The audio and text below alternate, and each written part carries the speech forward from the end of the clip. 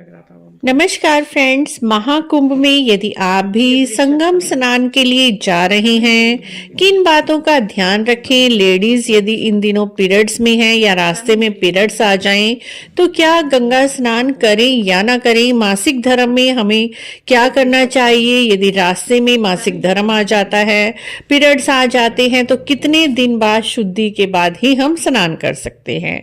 और रास्ते में भीड़ की वजह से यदि कोई प्रॉब्लम हो जाती है मासिक धर्म की, तो क्या करें।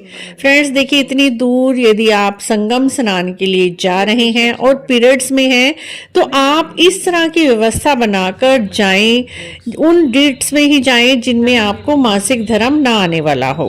आपको अपनी डेट तो पता ही होती है। कई प्रश्न आए हैं कि क्या हम मासिक धर्म रोकने की दवाई खाकर जा सकते हैं। तो फ्रेंड्स देखिए, मैं इस तरह की सलाह आपको नहीं दूंगी, क्योंकि ये नेचुरल चीज है, इसे रोकना नहीं चाहिए। रोकने से कई तरह की और प्रॉब्लम शरीर में हो सकती हैं।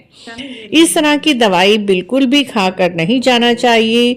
जब आप मासिक धर्म से निर्वित हो जाएं, बिल्कुल साफ शुद्ध हो जाएं, तभी आप महाकुंभ में जाने की योजना बनाएं। और कई प्रश्न आते हैं कि हम कितने दिन बाद शुद्ध होकर महाकुंभ में संगम स्नान कर सकते हैं। फ्रेंड्स, शास्त्रों में 5वें दिन का स्नान आप कर सकते हैं यदि आप पूरी तरह से शुद्ध हैं, बिल्कुल शुद्ध अवस्था में हैं, कोई निशान वगैरह नहीं आ रहा है, और तब आप बिल्कुल स्वच्छ और साफ सुथरी हैं, तब आप 5वें दिन स्नान करें। अगर थोड़ा बहुत है प्रॉब्लम, तो आप 5वें दिन भी स्नान ना करें। आप 7वें दिन महाकुंभ संगम में स्नान कर सकते हैं।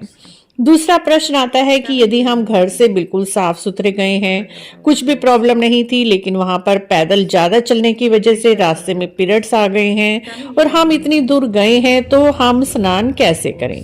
फ्रेंड्स देखिए, तब भी आपको गंगा जी में स्नान नहीं करना है। आप किनारे पर बैठकर मानसिक रूप से ही भाव रूप में गंगा माता को प्रणाम कर दीजिए। गंगा जी, यमुना जी, सरस्वती, त्रिवेणी जी को प्रणाम कर दीजिए। गंगा जल भी आपको अपने ऊपर नहीं छिड़कना है, क्योंकि शुद्धि में आप पुण्य की जगह आपको पाप लग जाएगा।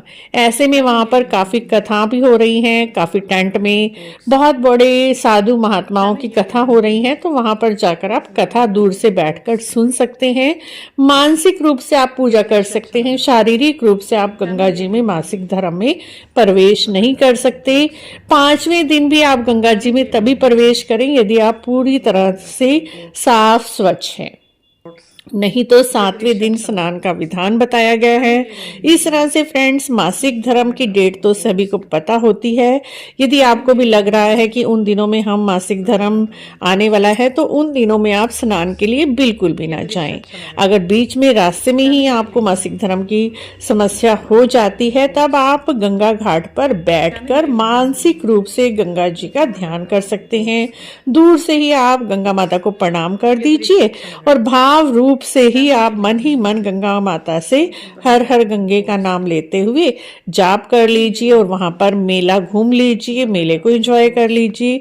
इस तरह से मासिक धर्म में आपको इन बातों का ध्यान रखना है। और यदि आप साफ स्वच्छ हैं 7वें दिन, तब आप गंगा माता में स्नान कर सकते हैं। आशा है आपको मासिक धर्म में कुंभ स्नान से संबंधित यह जानकारी आपके काम आई है, या आपको इससे कोई लाभ हुआ है। तो आप इसी तरह की और जानकारी के लिए हमारे चैनल को जरूर सब्सक्राइब करें, लाइक करें वीडियो को, और कमेंट में आप अपने प्रश्न पूछ सकते हैं। हम आपके सभी प्रश्नों के उत्तर देने की पूरी कोशिश करेंगे।